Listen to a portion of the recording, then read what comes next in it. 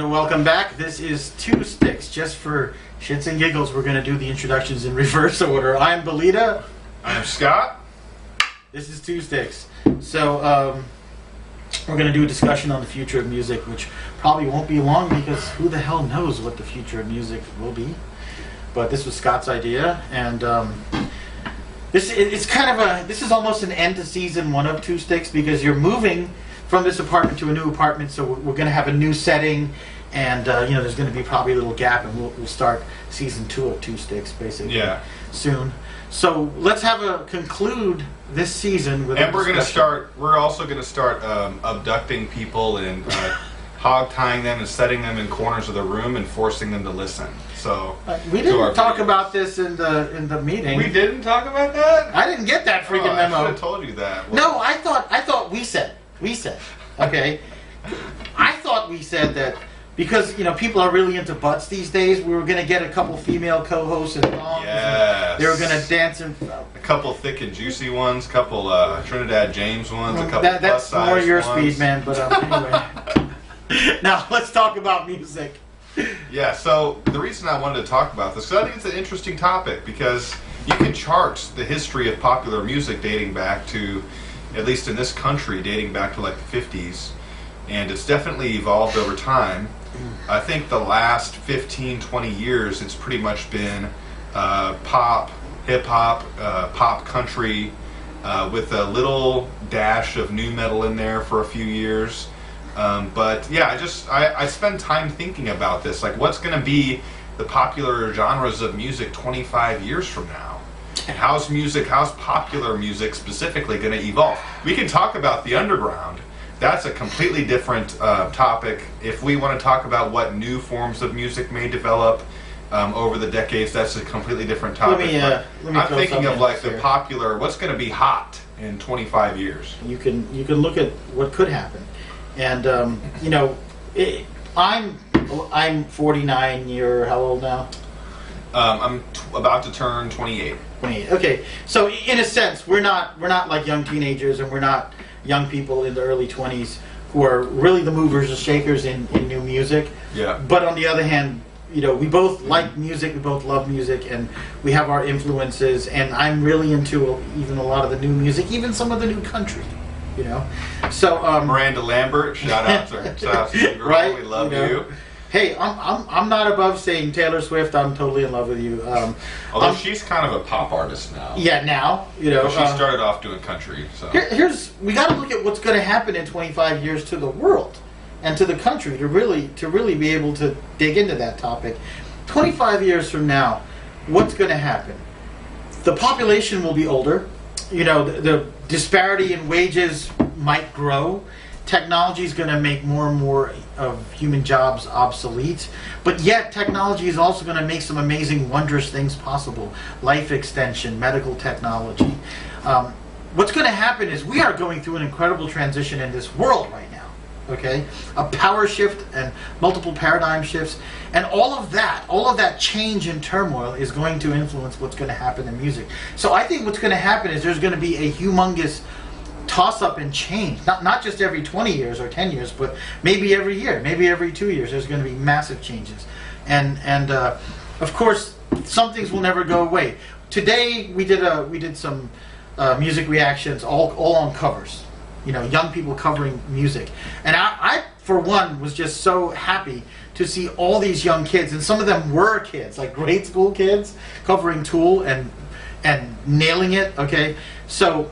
Some things are going to be carried forward through the next generation. You all have given me a lot of confidence, and other things may disappear. Yeah, well, I think that there are a couple of different directions this can go.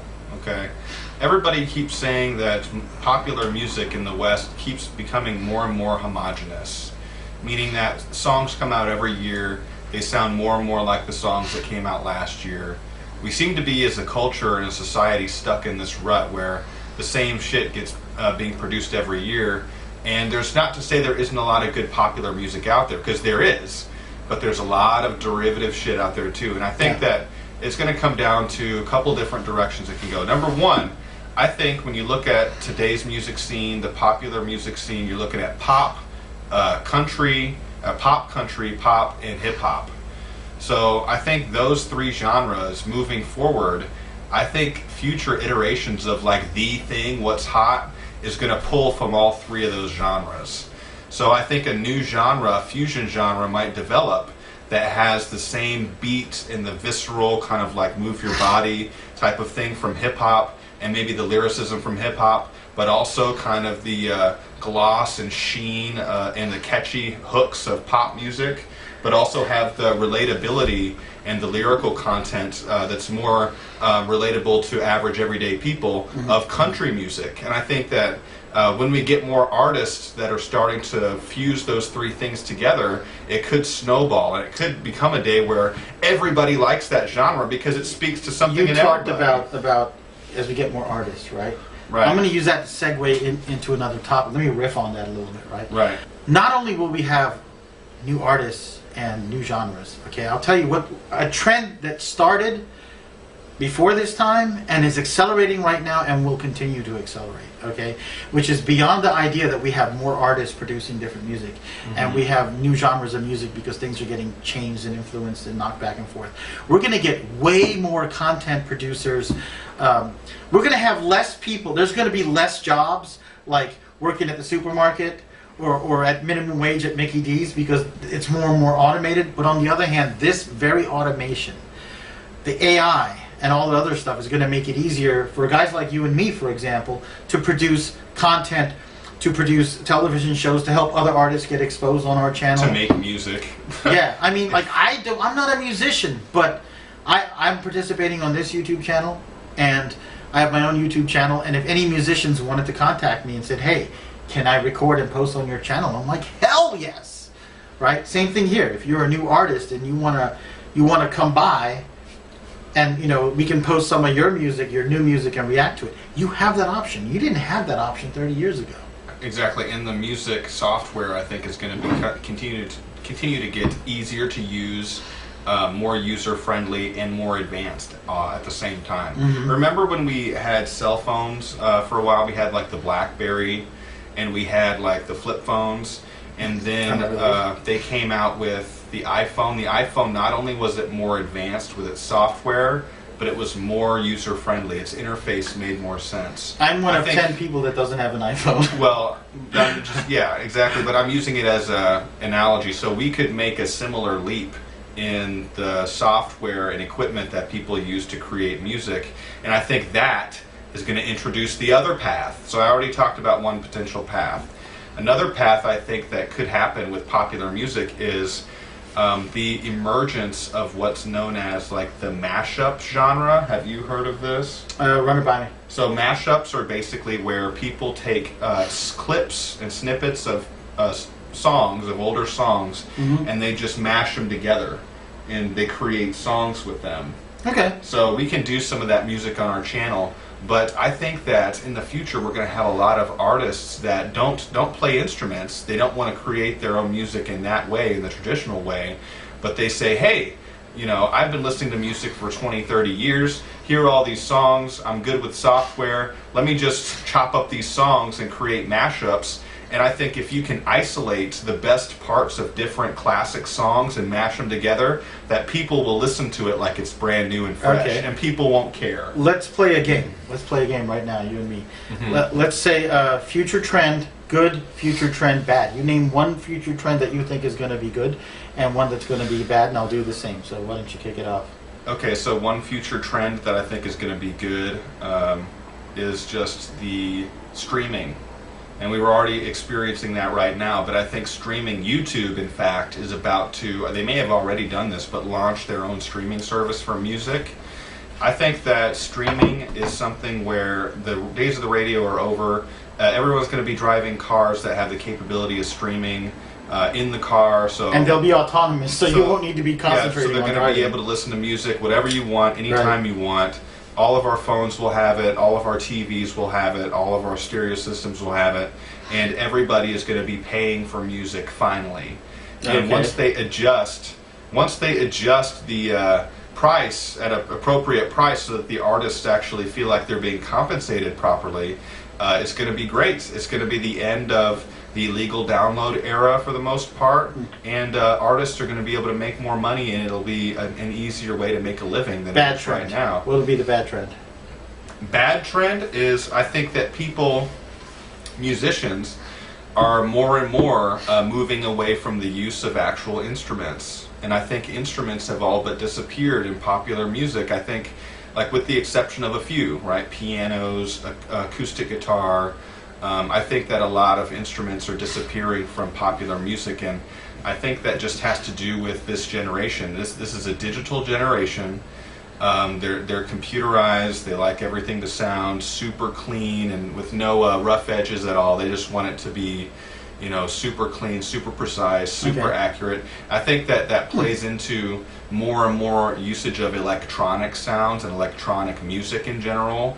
And even if you deliver something like an authentic vocal line, or you have a guitar passage, you can go into the studio with software and make it sound a million different ways and clean it up, and you make sure it's on pitch, on key, that it has a tone, all these different things. I think it's the days of conventional rock music with the guitar, bass, drums, all these instruments. That shit is going to be, I hope not, is so far in the rearview mirror when it comes to what's popping and what's hot. People don't want to hear real instruments anymore. They want to hear some electronic shit. Now let me go into good trend, bad trend. All right, so I have a counteraction to what you're saying, which I think is a good trend, which might counteract some of that, where instruments are being a thing of the past, is as the internet spreads, okay, and as more and more people get connected and wired, and you have the Internet of Things and 3D printing, there are areas of the world that have always been economically depressed, that have always been oppressed, okay? We're talking about parts of the Mideast, Southeast Asia, Latin America, all these places have vibrant cultures and have some ancient cultures, and some have synthesized new cultures, like Latin America, okay? And because of the Internet of Things, and 3D printing, you're going to see a lot more influences from that area go to America, to Europe, to New Zealand, to Australia, to the more developed and wealthier and economically and militarily powerful parts of the world, right? I mean, I've introduced you, for example, to Turkish music. If we had a two-stick show that just focused on Turkish music, and you all would be very amazed, because everything that we cover here, Rush covers, heavy metal, death metal, prog metal, even something akin to country music exists in Turkey. And there's a lot of countries like that the average American or European doesn't know. We've talked about heavy metal in different parts of the world, okay?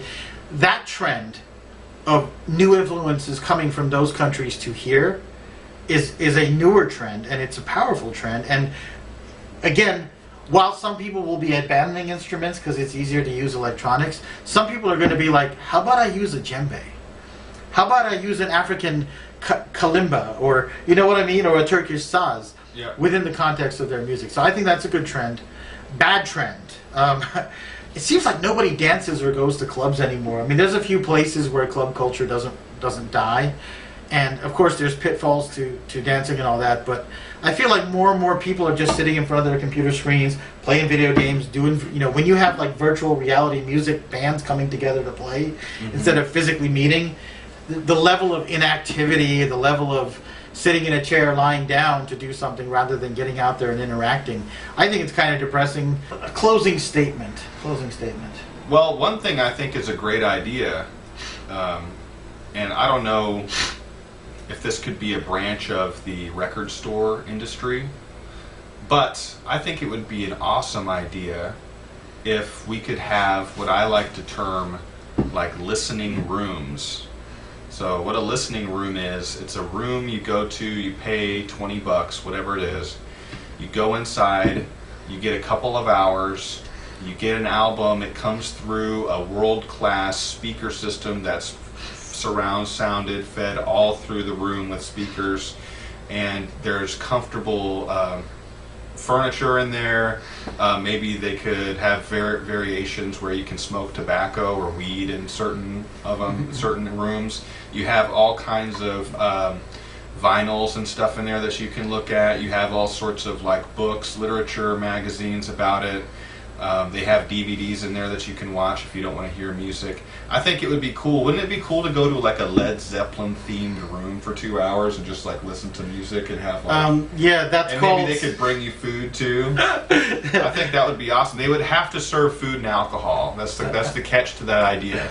It wouldn't really work. This is your dream. This is your dream. Well, I mean, it'd be like going to a day spa, but it's like, you know... A rock spa. A rock spa. Yeah, that's a great term. Dude, yeah, you need to patent that. Holy rock shit, spa. Man. Rock spa. Let's open one. I mean, you can get some extreme nachos, you can get a beer, some wine. Go into How about a hookah pipe?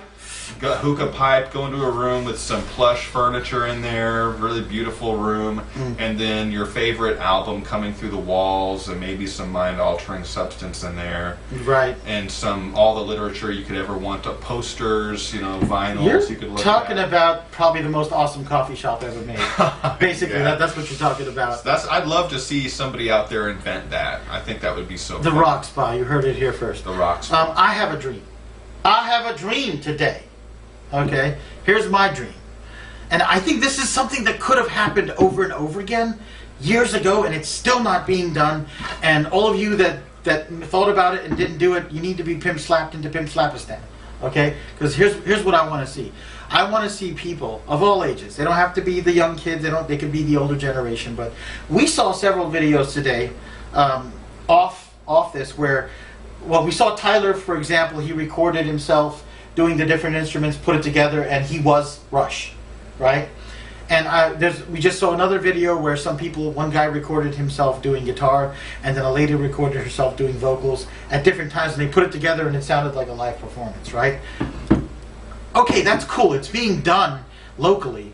But I would really love, for example, there's a lot of kids in Saudi Arabia, for example, that are really into rock and roll guitar.